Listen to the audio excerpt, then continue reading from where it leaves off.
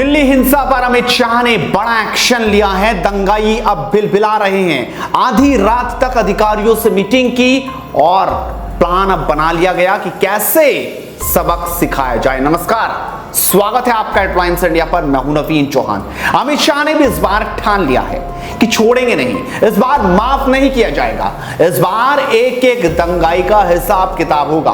पत्थर मारने वालों का ऐसा हाल किया जाएगा कि पत्थर उठाने से पहले अब उनकी रूह भी सवाल उन्हीं से पूछेगी। राजधानी दिल्ली के जहांगीरपुर इलाके में हुई हिंसा की घटना को लेकर अमित शाह पूरी रात सो नहीं पाए। आधी रात तक उन्होंने अपने अधिकारियों के साथ बैठक की और इलाज कैसे किया जाए इस बारे में पूरी जानकारी ली गई। आधिकारिक सूत्रों की बात की जाए तो केंद्रीय गृह मंत्री अमित शाह ने दिल्ली पुलिस के 2 बड़े अधिकारियों से बात की और उनको जरूरी कार्रवाई के निर्देश दे दिए कि हमें नहीं पता, हमें तो ये बताएं कि जो दंगाई थे उनका इलाज क्या हुआ।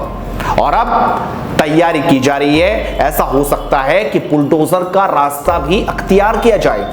जी हां, खुद बीजेपी के नेता कपिल मिश्रा ने कहा है कि इनकी संपत्ति सीज कर देनी चाहिए। उन्होंने क्या कुछ कहा आप खुद सुनिए और उसके बाद आपको दिखाएंगे कि 24 घंटे से पहले कुछ दंगाई तो अब पकड़ लिए गए हैं। जहांगीरपुरी में ये जो हमला हुआ है ये संयोग नहीं है, ये प्रयोग है और इसको आतंकी हमले की तरह ही डील किया जाना चाहिए।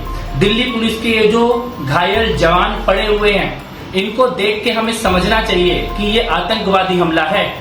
और देश में जो पहले कभी कश्मीर में अमरनाथ यात्रियों पे होता था, वैसे हमले जो कश्मीर में जिहादी करते थे, वैसे हमले करौली में, खरगोन में और आज दिल्ली में करने की हिम्मत हो गई है। और ये जहांगीरपुरी वही इलाका है जो बांग्लादेशी घुसपैठियों के लिए जाना जाता है। दिल्ली के दंगों की चार्जशीट में यहीं से लोग बुलाए गए थे।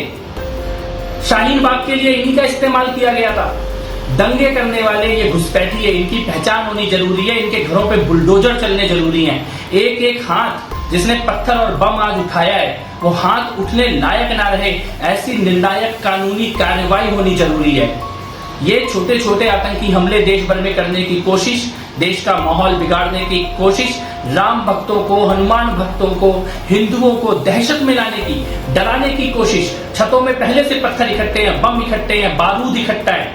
इसके खिलाफ बहुत निर्णायक कार्रवाई होनी चाहिए। जैसे दिल्ली में दंगे हुए थे उसी प्रकार के दंगों की साजिश है ये जो आज जहांगीरपुरी में हुआ है। इस हिंसा में 8 पुलिसकर्मियों समेत करीब 9 लोग घायल हुए हैं। हिंसा के आरोप में असमल समेत अब तक 15 लोगों की गिरफ्तारी हो चुकी है। अंसार नाम के शख्स ने लोगों से बहस की थी। हेडलाइंस इंडिया के पास FIR की वो कॉपी भी है। उसके मुताबिक जब शोभा यात्रा जहांगीरपुरी के C ब्लॉक में जामा मस्जिद के पास पहुंची थी तो अंसार नाम के एक आदमी अपने 4-5 साथियों के साथ पहुंचा और शोभा यात्रा में शामिल लोगों से बहस करने लगा। इसके बाद ही विवाद बढ़ गया और पत्थरबाजी शुरू हो गई।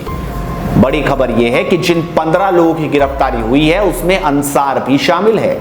FIR में क्या क्या लिखा है जरा एक बार उस पर गौर कर लेते हैं। शाम 6 बजे शोभा यात्रा जहांगीरपुरी के जामा मस्जिद पहुंची। अंसार नाम का आदमी 4-5 साथियों के साथ पहुंचा। अंसार ने शोभा यात्रा में शामिल लोगों से बहस की, झगड़ा बढ़ा और पत्थरबाजी शुरू हो गई। हिंसा काबू करने के लिए 40-50 आंसू गैस के गोले भी छोड़े गए। भीड़ की तरफ से फायरिंग भी की गई। गोली लगने से SI मेदालाल जख्मी हो गए। फायरिंग पथराव कर सांप्रदायिक दंगा किया गया। आप समझ सकते हैं। और इसमें किसी प्रकार की कोई दो राय नहीं है कि अगर जो पिछली हिंसा दिल्ली में हुई थी, अगर उस वक्त एक तगड़ा एक्शन होता, एक नजीर पेश की जाती तो शायद आज ये तस्वीर ना दिखाई देती। लेकिन दिल्ली पुलिस को अब ये सोचना होगा कि कैसे उन्हें सख्त से सख्त एक्शन दंगाइयों पे करना होगा ताकि आगे ऐसी घटनाओं की पुनरावृत्ति ना हो पाए। आप अपनी राय जरूर रखिए, इस वीडियो को शेयर जरूर कीजिए और लगातार जुड़ रही है हेडलाइंस इंडिया के साथ, क्योंकि मुद्दे की बात इसी तरीके से बदस्तूर जारी रहेगी। नमस्कार।